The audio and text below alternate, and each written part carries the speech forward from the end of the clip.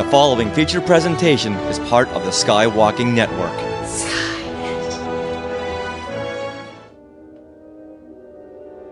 Welcome to Star Warsologies. Star Warsologies is a podcast about science and other academic fields of study as seen in Star Wars. I'm Melissa Miller, and along with James Floyd, we're your hosts. We are both freelance writers for Star Wars Insider magazine, and James also writes for StarWars.com. This episode, Star Warsologies is going to chat about prosthetics with our guest expert, Dr. Gerald Stark. Prosthetics is represented in the Star Wars universe by obviously Luke Skywalker's bionic hand. That's a key part of The Empire Strikes Back, but also Darth Vader's life support suit and limbs. And then we see them also with General Grievous, Saw Gerrera, and the clonetrooper Echo. Welcome, Jerry. Hey, how's it going? So good to have you, Jerry. So excited to be here. I was feeling like I was alone by being motivated in my career by Star Wars and $6 Million Man. So now I feel like I found some commonality. Yeah. Let's hear about you, Jerry. You have a PhD and a Master's of Science. Tell us more about those. Yeah. So like I said, when I was in fifth grade and Star Wars came out, I was so excited by Luke's arm and even Darth Vader's arm, right? So I got a degree in mechanical engineering because I thought that's who makes prostheses. And I was also motivated by $6 Million Man.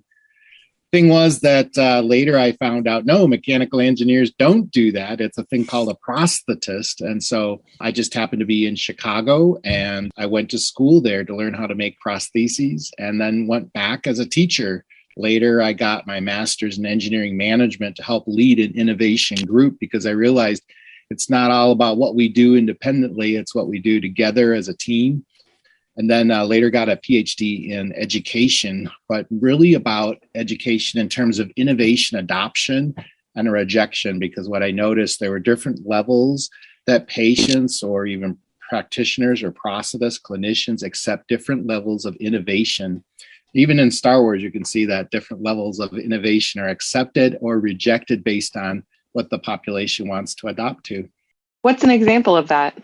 Well, in terms of innovation, we talk about patients having gadget tolerance. So some patients can tolerate a high degree of gadget tolerance, right? They can tolerate electronic sensors being on their skin. They know exactly what's happening. They can develop the control systems. Other patients feel disconnected and they need to know that they're pushing against something and feeling like the cable control, right? So different levels of innovation based on what the patient or user can actually choose to adopt to.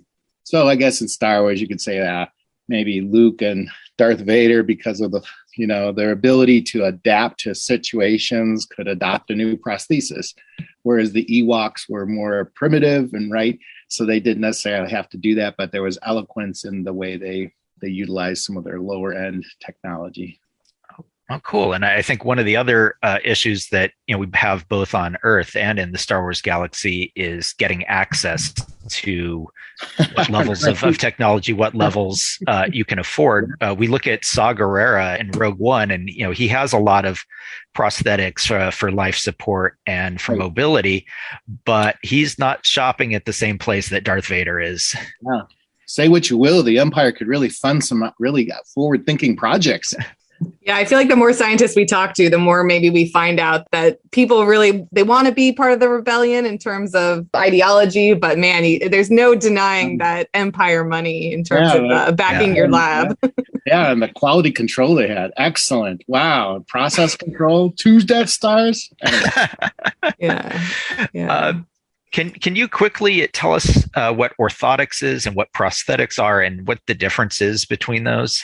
Sure. Like an orthotist is kind of like related to the word orthogonal. So it means one who makes straight. So an orthotist is one who makes straight.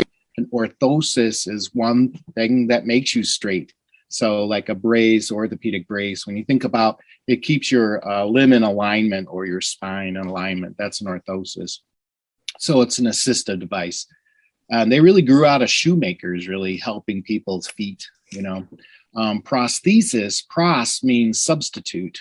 A prosthetist is one who makes a substitute. A prosthesis is a thing that serves as a substitute.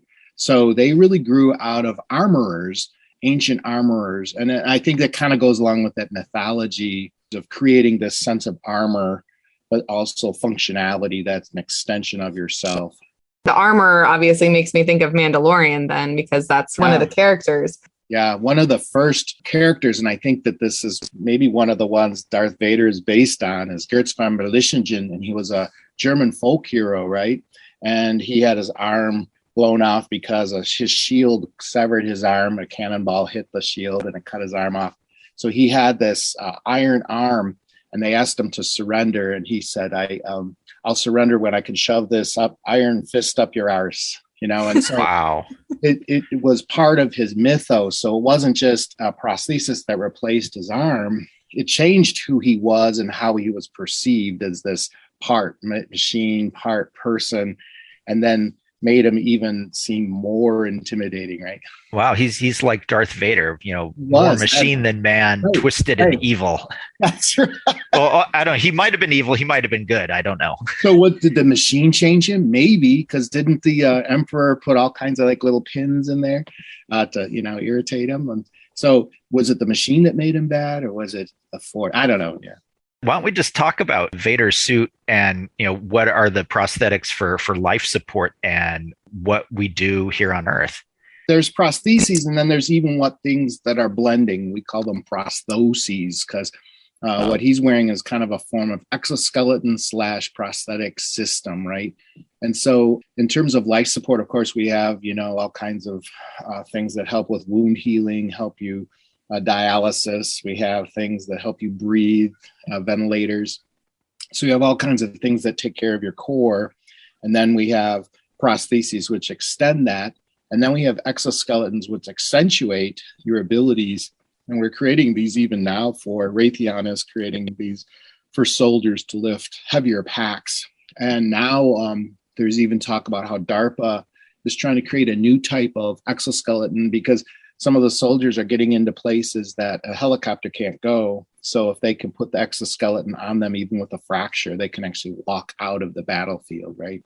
I'm trying to remember. Anakin was a quadriplegic. Is that right? By the time the fires got him and all of that sort of stuff. So he needed walking. Quadrilateral amputee. I don't know if he was quadriplegic, but he did suffer significant burns, right? And so he had to have a ventilator. And then he had to have something to help him breathe. And then he had to have all 4 prostheses. Yeah. And General Grievous, he was only just the core.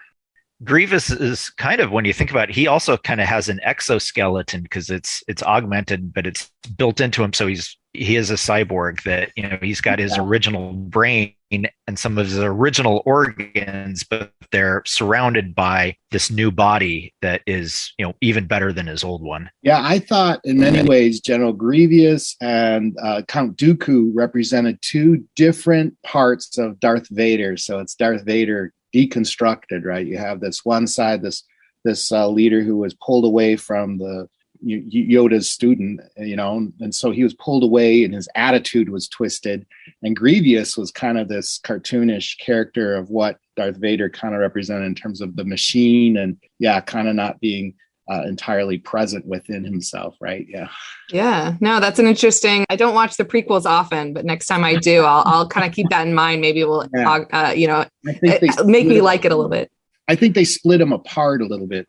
I don't know why, but I think maybe to show Darth Vader's different components. Yeah.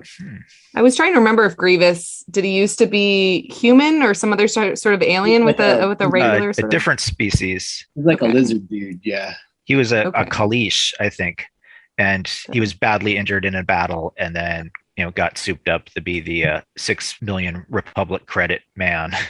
But then he had extra arms too. What's interesting is that he still could be defeated because he had so much technology that was maybe even beyond his own ability to control it. We call this phenomenological osmosis or kinesthetic projection. So if the machine is greater than what we can control, then the machine kind of starts to live on its own, even though it's attached to us. Wow. Interesting. These are things I think about. Yeah.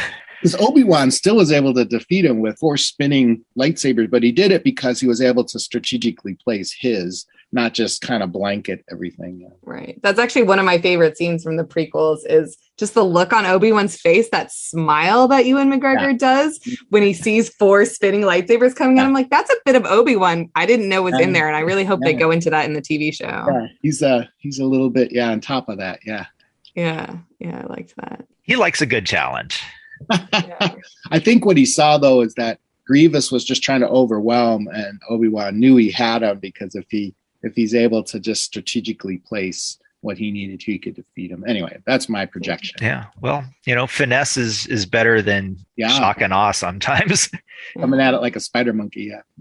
Yeah. This makes me think of just a background character in Jabba's palace, but there's like the sort of brain in a jar. The Bomar monk. There you go. I knew you would know the name. I'm thinking about it as like, is that the ultimate? Because Grievous is what, like a heart and like some eyes, and then everything else is machine. Yeah. I think about this a lot, even with prostheses, because there is this inner man, the homunculus, and that's what it stands for, the inner man. We see this in other movies too, where this inner part is driving the rest. So the homunculus is very differently shaped than we are. In fact, it has like big lips, big nose, big hands.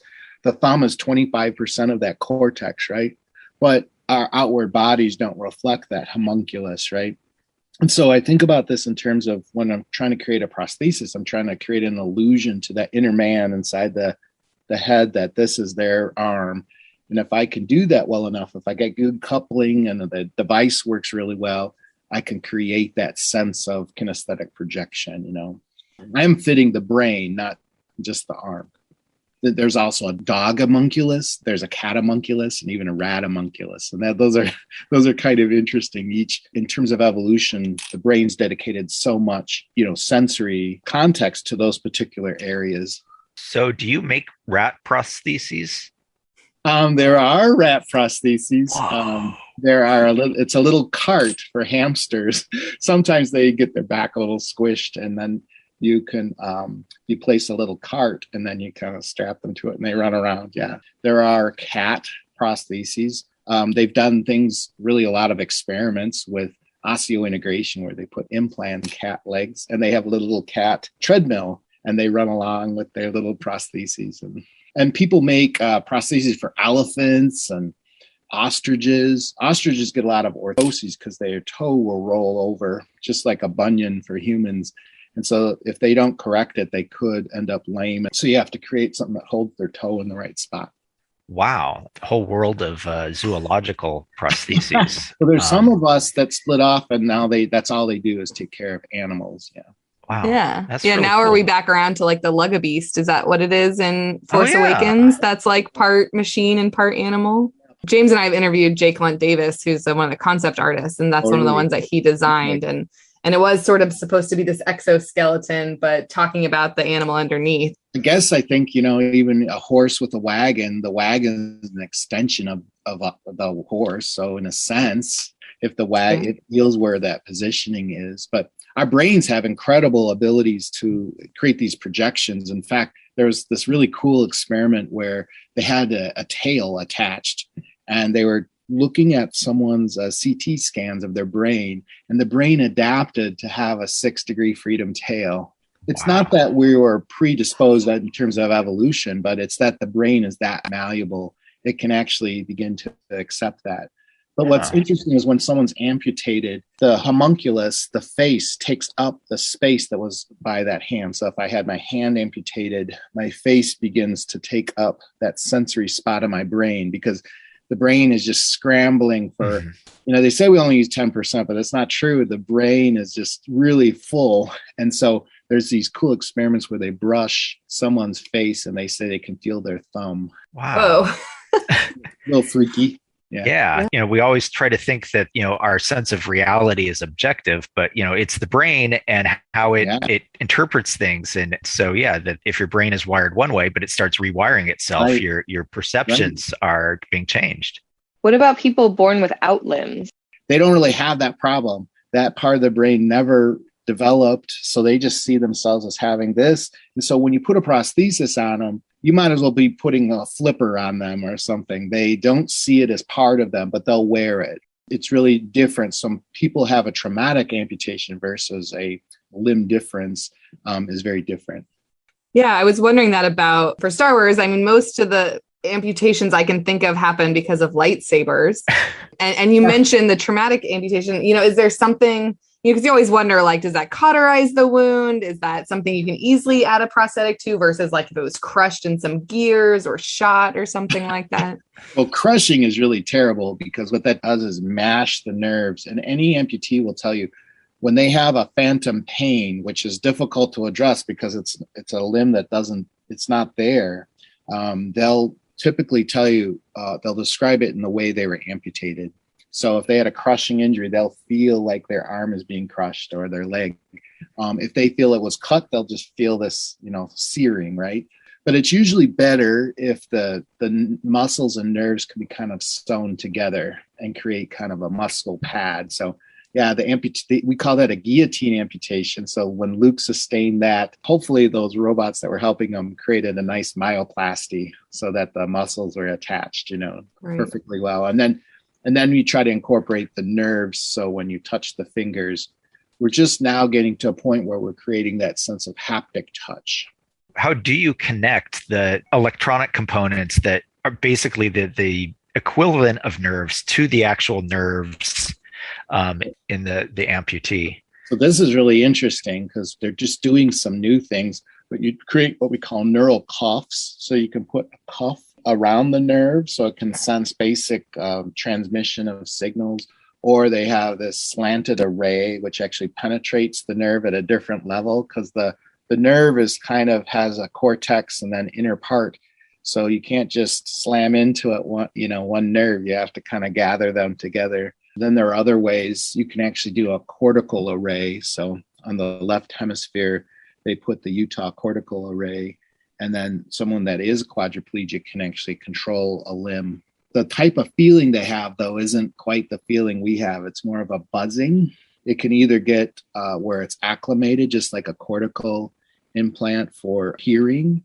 At first it's kind of a buzzing, and then people begin to the brain interprets that as hearing. Mm-hmm. It's not initially there. But then sometimes with this touch, the buzzing can grow and get very noisy and actually causes, a painful situation. So we're still trying to deal with what the brain perceives as a feeling. How do we describe it?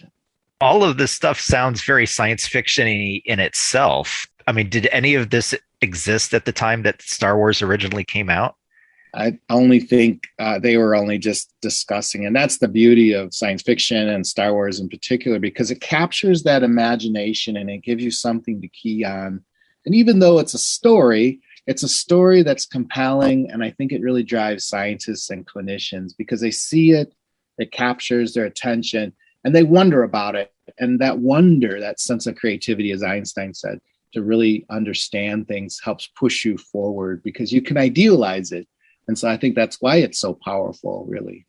You mentioned that your interest in the field definitely stemmed from Star Wars. Do you talk about it with coworkers? Are there a lot of people there that, pop culture sort of got them into this business? Yeah, I think a lot of people, I mean, I'm not alone in that the $6 million man was pretty interesting. And not only was they replacing, they were augmenting what he did. Although I have patients, I had a patient come in and say, I don't understand. The $6 million man was 25 years, 30 years ago. And I said, well, it was still $6 million. And in today's money, that's $24.3 million. So I don't know if you have that. And then, oh, by the way, it was fake. So anyway, just thought I'd tell you that. And then, they've even named, well, you've already seen one of the newer DARPA hands was named the Luke arm. So they kind of give it these code names, right? And actually, you can't see it, but in my little collection, I have Darth Vader's arm on my shelf. So all of these things drive us forward, and we think about that. That's your ideal. In Star Wars, we have like Lobot, who has a cybernetic implant around his head, and then the Guavian Death Gang soldiers that we see in The Force Awakens that, their face is completely taken over by some sort of cybernetic thing. What exactly is the difference between cybernetics and prosthetics? Well, cybernetics is when we think about there's a connection, a mechanical or electronic control connection with the prosthesis that's part of the biology of the subject that you're connecting to. So in many cases, like a body power prosthesis, which is like a hook or something, would not be considered a cyborg, but that someone that's using a myoelectric hand might actually be considered that, because now you have a myocyte that's on the surface of the skin reading the signal. And so that's kind of, I guess, the chasm between what's a cyborg and a cyborg really has to be a combination of, but also the organic part. So cyborgs have to not just be one or the other. So what else do we see on screen in Star Wars that is actually a real life technology today? And I guess what is still to come? I was thinking about this the other day. You know, Darth Vader, when he gets married, his arm is the, Nabooian, and Naboo always kind of made things, I always think of them more French, right? They always made things were biomorphic and beautiful. Their spaceships were more beautiful, right? Not just utilitarian spaceships. So even his prosthesis is actually a body power prosthesis. I think the way he moves it, it looks like body power. And so now we're seeing these body power systems that not electronic, but just kind of based on wrist positioning that look very similar to that. And they don't necessarily use a glove. So that's kind of cool. And then we're seeing like changes in development of like that Luke arm you mentioned. Now we have the DARPA arm. And so that's a complete arm system. I think we're seeing something very similar to some of those utilitarian type of devices. I don't know if we can get into the same level of miniaturization. So what's one area that reality kind of constrains us is that motors have gotten stronger, but they don't necessarily get that much smaller. Batteries get better, but not smaller necessarily. And the battery you use for your phone is actually kicking out a very low level voltage because phones are getting more efficient, but the type of voltage we need is measured in amps, which is more similar to what you'd see with your up and down window for your car. So those are a lot of electronics we use. So for instance, when I started in the profession, a third of an amp could drive a hand fairly well. Now these newer hands, it's about 5 amps. That's a lot of amperage. So you need special kind of batteries.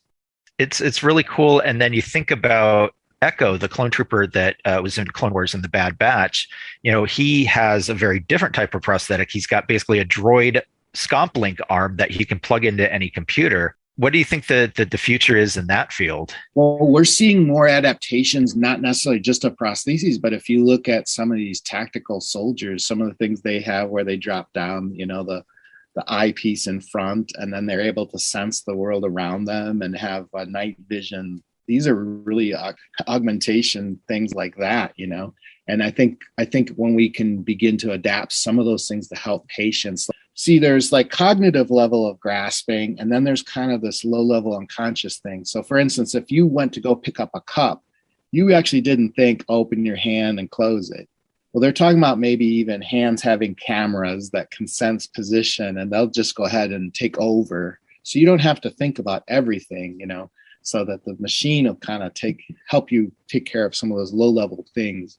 Like when you're driving a car, you really aren't aware of all the systems at work. You're not monitoring everything all the time unless there's a problem. So I think that's kind of going to be the future of prosthetic systems. Yeah. So has there been anything in the recent movies or other parts of Star Wars that continue to excite you about heading towards that way in your field? Yeah, I mean, I always look at how shoulders are made and legs are made. And I think about how, the different styles, like the way the artists portray them, and I think that's something that really think about what people want in the US, especially. People love to show off their prostheses, by the way, love it. They love showing their differentiation. They love to show their hands. They love to show their feet. But this is a cultural thing because in other areas of the world, like in Russia, they had a real problem with the Paralympics being in Russia because they said, what's the point? They didn't want to sponsor it. So the Olympic Committee had to say, no, if you're going to have the Olympics, you have to have the Paralympics. So it's just a cultural value. In the US, we really celebrate this technology and the way people really like showing their limbs, and they actually show them without covers, right? So, right. But covers are kind of coming back. So the cool thing is you can borrow things from Star Wars and you can 3D print them. And even though maybe they're not necessarily a functional part, but whatever it takes to get people excited, I'm all for it. I was reading on the Ottobock website that you guys can make limbs with synthetic skin and even hair, details like freckles and stuff. Yeah, we use silicone. And when I started, we had to learn how to paint freckles. And I didn't really do the hair because it's tedious. But when you're painting the freckles or veins, you have to make sure that you don't always do a pattern. And sometimes by not doing a pattern, you end up making a pattern because you don't want to have a grid of freckles. Some are close together. Some are even in a line. Really practice being random and how you did that. And then, really studying the imaging of the hand and how your veins are, because the silicone is laid in layers, just like your skin is. Can you tattoo those? Yeah, definitely. In fact, one of our patient models, he has a pretty big sleeve of tattoos, and he wanted to make sure that it went right into his prosthesis the way it used to. And so, it took some work, but yep, sure can. Sweet. It's a silicone. It's a high density silicone. So we're doing a lot more with skin and the illusion of skin and hair and things like that. Yeah. And even fingerprints, like if you look close enough, you can see the fingerprints. Mm-hmm. Yeah, I guess I was only thinking about it from the Paralympics perspective. When I was watching that a few weeks ago, there was a lot of prosthetics with the American flag on it or, other flag colors and stuff like that. One of the cool things about athletes, they're unencumbered by it looking like a leg, right? You probably saw a few of them with a posterior mounting, right?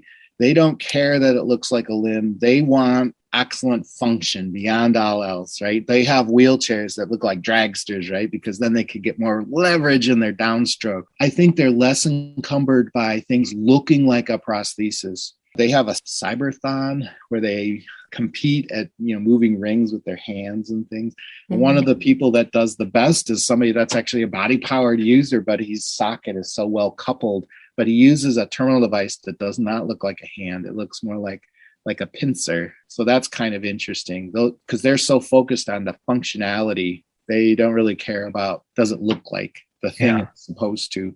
Sometimes in Star Wars, I think they do try to make it look like a hand or something. But it makes it easier for the actors.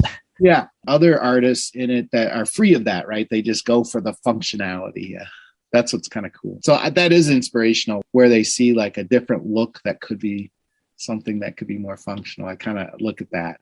I remember watching the triathlon, and obviously everyone has a bike that's made for them, you know, so that their leg, however much of it there is, fits perfectly and all those sorts of things.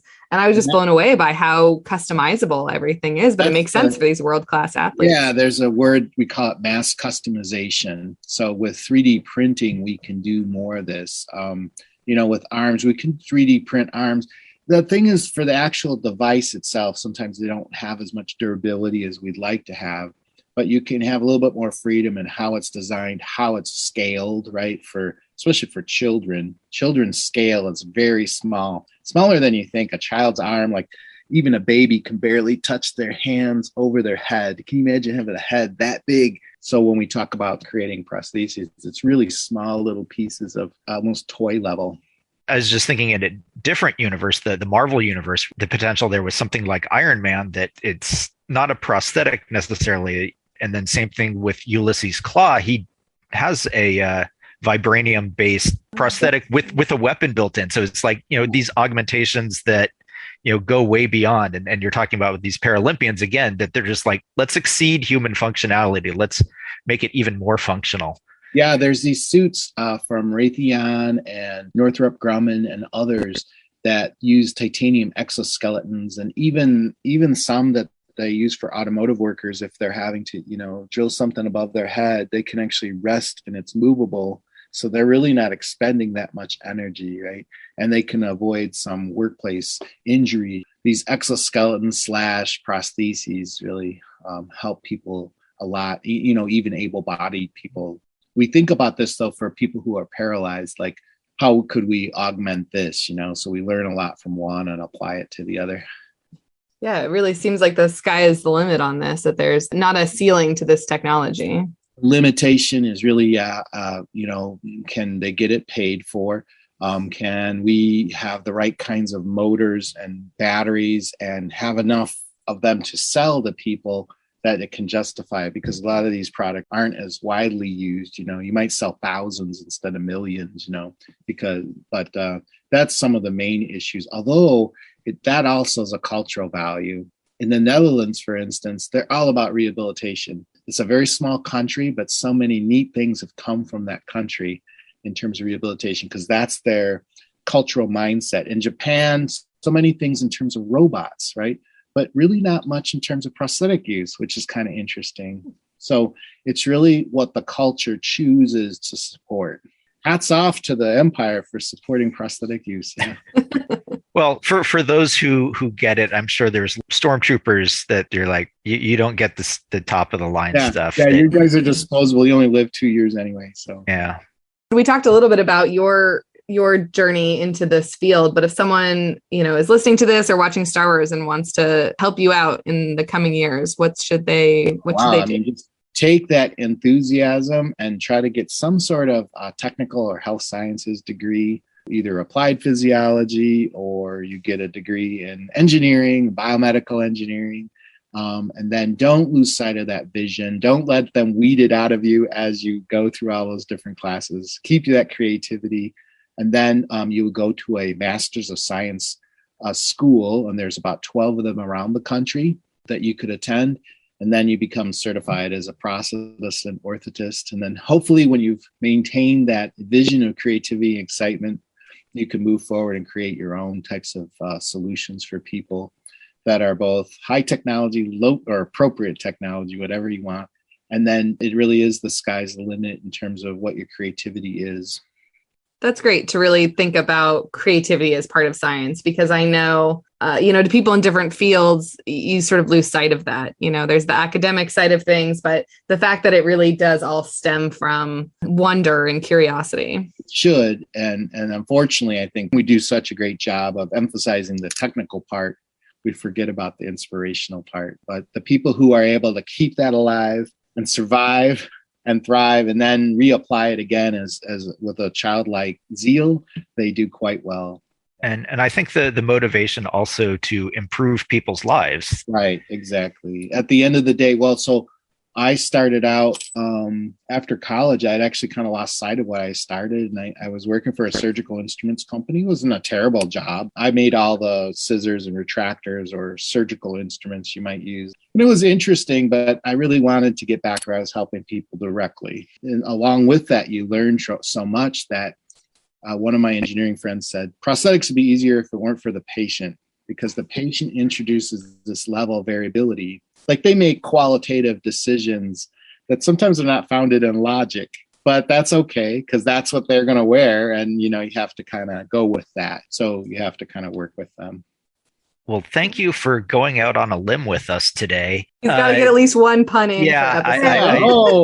There we go. I'm always glad to lend a hand. Where can we find you or your company? The best place is www.ottobock.com. It's a great company. It's been around since 1918, started in Germany, and they are really at the technical forefront of so many new things that you envision. And they're engineers in Vienna and Göttingen, Germany. They're really thinking of these things 20 years ahead sometimes. So if you go to that website, you'll see that I'm part of our great group of professional clinical services. So there's a number of people just like me. Great. And that's Ottobock. Yeah, and that was the founder's name, Mr. Ottobock.